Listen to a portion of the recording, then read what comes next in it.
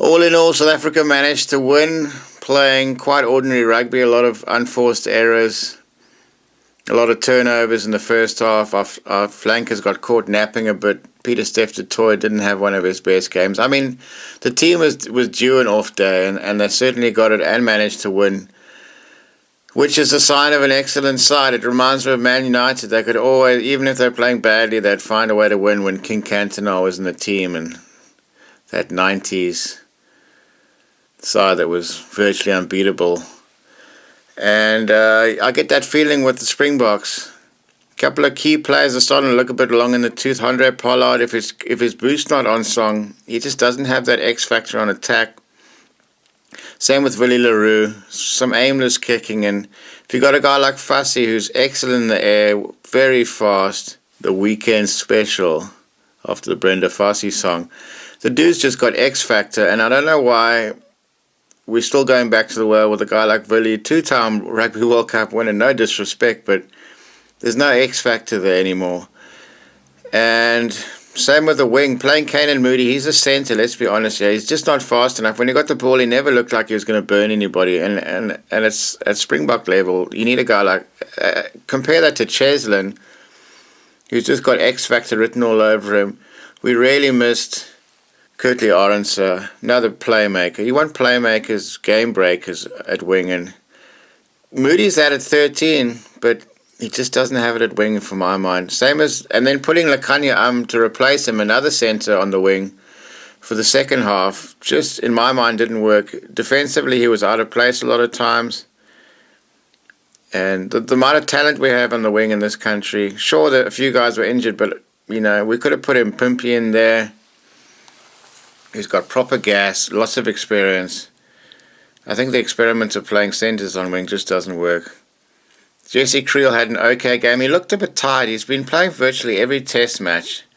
And why not second half take, you know, put Amon for Jesse Creel, you know, in his rightful position, or at inside centre if you want a bit more attacking play. But having said that, Delendi, man of the match, you just can't write that guy off.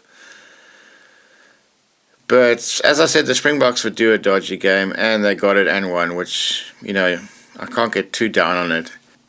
Who can beat South Africa? That's the question. Only Ireland's the only team that can hang with it. They've got a much stronger bench than the All Blacks, and some really hard forwards. One thing I noticed about New Zealand is they don't have any hard men in the team anymore. Mongrel spirits, your sort of Jerry Collins, Tano Manga, you know, seems a little bit. Sam Kane's an okay player, but he's not world class, and he kind of gets found out in these positions. The Springboks tight five was, besides Bongi's dodgy throwing, was really won us the test match in the engine room. And but yeah, great atmosphere at Cape Town Stadium in Greenpoint. I just wish they didn't play songs during every time there's a break in play. They'll belt a song out. Is it a nightclub or a test match rugby game? I mean, a bit of music's cool, but it's becoming farcical now how much music is played in between plays. When rugby was played in the old days, you'd have songs during halftime and at the end of the game. Yeah, here come the book and all that, but not American pop music and stuff like that during the. I mean, what's that got to do with rugby? But anyway, that's just me having a moan. All in all, it's been a great series against the All Blacks. Worthy opposition, but they're just not the team they used to be. And I think unless they start picking their overseas players, they're never going to be really able to compete like they used to. But the amount of rugby the amount of money that's in French rugby, it's difficult to hang on, and Japan as well, it's difficult to hang on to your top talents, and it's coming home to roost where Rassie can pick whoever he wants to, but the Razor's hamstrung. And yeah, it's one thing coaching the Crusaders, but it's a totally different kettle of fish coaching the All Blacks. So all in all, I'll give the South African team a 6 out of 10. Some inspirational performances. The bomb squad saved us the game. Malcolm Marx coming off the bench. another fantastic performance. His line-out throwing was on point. Great ball running. Eldrich Lowe had a good game at 8th man. Those fresh legs coming into the mix, and Feinberg and Gomozula just showed the gulf in attacking ability between him and Andre Pollard was night and day.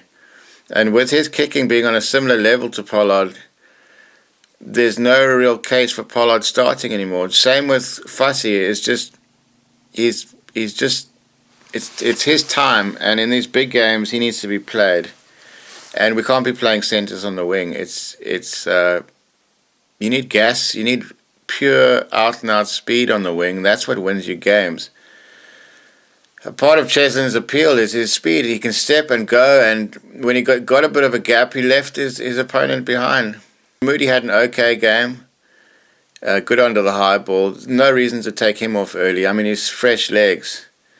So to keep Jesse Creel on when you got a great attacking player, it was a bit peculiar to me. But every coach seemed to have his favourite players, and Jesse Creel's one of those players for Rassie. Just like Peter Steph Toy, Urban. Interesting that the captain went off after 55 minutes. You don't often see that at international level where your captain's taken off that early. So it just speaks of how many leaders there are in the South African team where they can afford to take Sia off after, not long after he scored a try. It's just keeping that intensity up and keeping on grinding. They're really rewriting the textbook of the role of a captain, and not being too sentimental, and players leaving it all out in the field. I don't think Moody in particular left it all out in the field. He looks sometimes like a bit pedestrian getting back on defence. Obviously very nervous. The most energy I saw from him was celebrating after the game. But anyway, he's 21. He's got loads of talent, but he needs to play at centre. Playing on wing is just...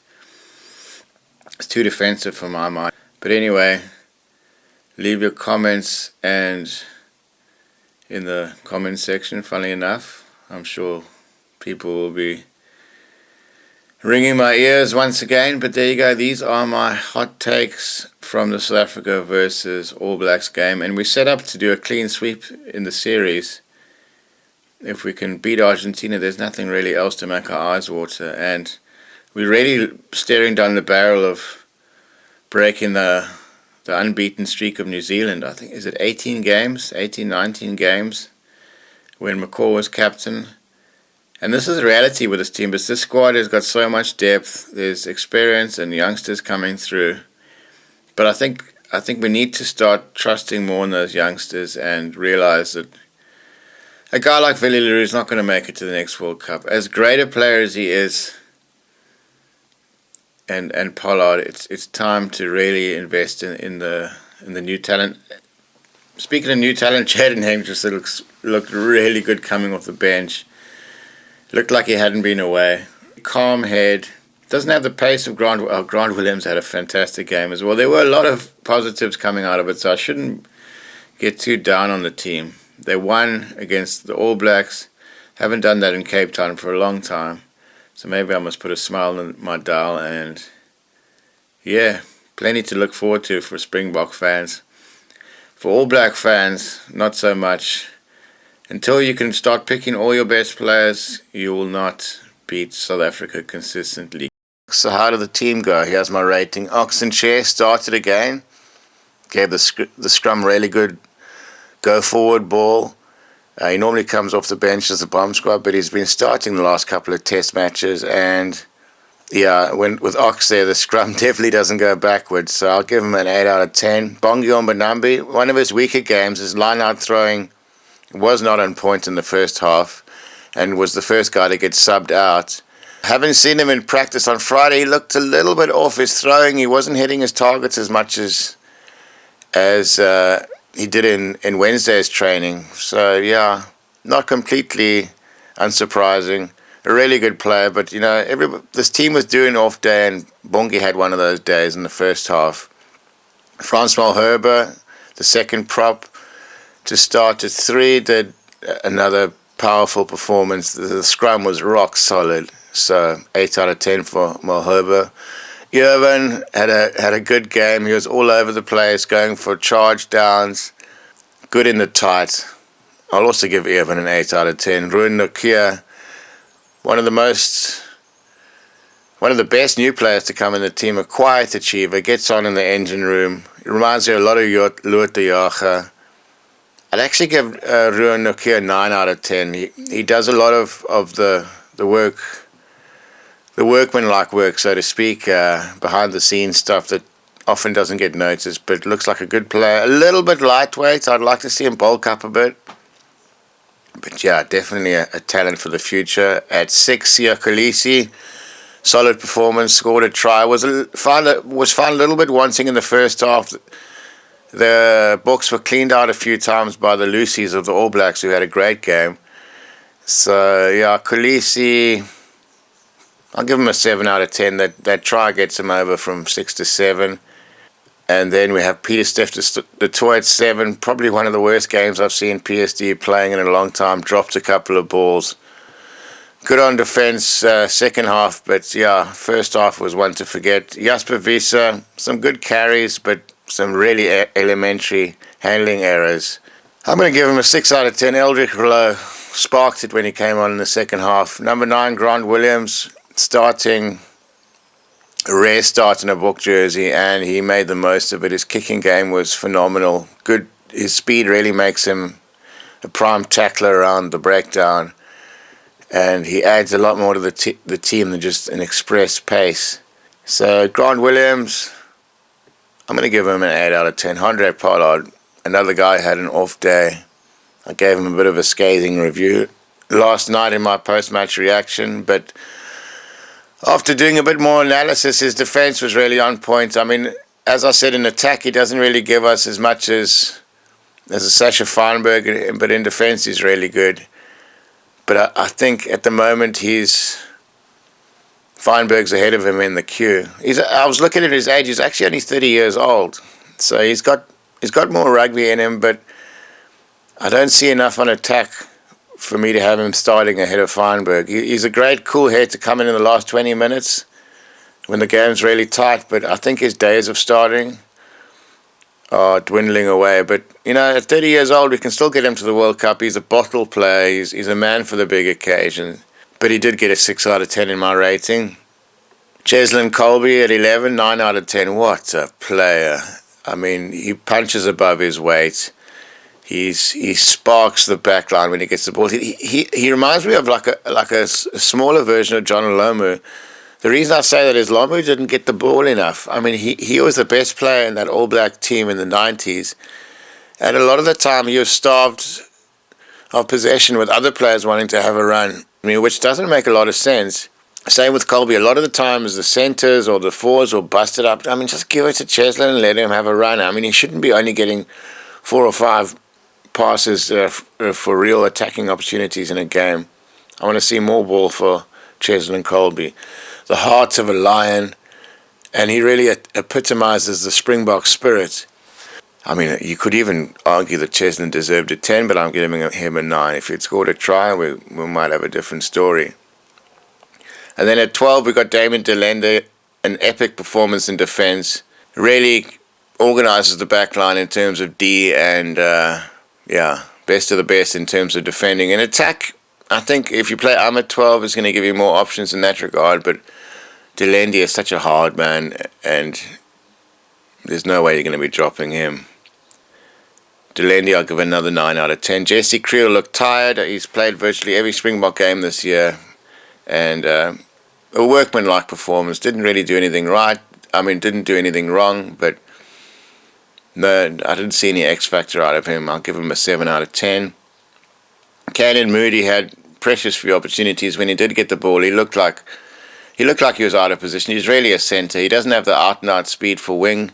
To play wing in my team, you need to be a sub-1100 metre runner. And at fullback, Willie Leroux is showing his age now, sadly. I like Willie. He's a character of the team, a very creative player, but he just doesn't have the speed anymore to back up his... When he first came on the scene, he had pace to burn, very creative. But if his boot's not on song, similar to Pollard, they just don't offer enough in attack. So I think Billy's 35 years old now, so I don't think he's going to make the next World Cup. So I think it's definitely time to be putting in guys like Apalele Fassi, the weekend special, one of the fastest guys in the team, epic under the high ball, and his kicking game's getting better, so he really needs to be starting in these big games. Let's look at the bench now. At 16 we have Malcolm Marx and Billy. I'm going to have to give him a 5.5 out of 10, sadly. But no disrespect to these players, this is just my opinion. These guys are warriors. They deserve just to put those boots on and get on the field, you need big fat balls. So well done to the whole team. On the bench we have Malcolm Marx, a 9 out of 10. He sparked the team when he came on. His line-out throwing was on point, great ball carrying, and that mongrel spirit in the fetcher role as well. Gerard Steenkamp, solid performance. Coming off the bench, give him a good honest 7 out of 10, 7.5, 8 out of 10. Workmanlike performance. Vincent Koch as well, 7 out of 10. Did the basics well, but a couple of good carries. Quagga Smith as well. Quagga really plays his best football coming off the bench. Another great game. You need him there in that last 20 minutes for the clean-outs, and he can do that really well. I'll give Quagga an 8 out of 10. Eldrich Lowe, I like the look of this kid at 8th man, 9 out of 10. Really brought a lot of intensity. Good ball carrier. Jaden Hendrickson looks like he hadn't been out. No rust on him. Good kicking game. Doesn't have the pace of Grant Williams, but his passing is really slick and good kicker, and he's got a cool hairstyle. So I'll give Hendrickson 8 out of 10. For Sasha Feinberg and Gomozulu, after a bit of a shaky start with some dodgy kicking, he really showed why. He's got that X factor. He's able to break the line. Good speed, very aggressive on the tackle. 9 out of 10 for Sasha Feinberg. And Lukanya, playing out of position on the wing is not his deal. He's a centre. He's an inside or an outside centre. He's not a wing. He got caught out of position a few times on defence. 7 out of 10 for Lukanya. So with that being said, the Springboks individually didn't have a stellar performance, but they still managed to win. That winning streak is looking closer and closer. That rounds out my Springbok versus All Black coverage. Have a beautiful Sunday. Peace and light.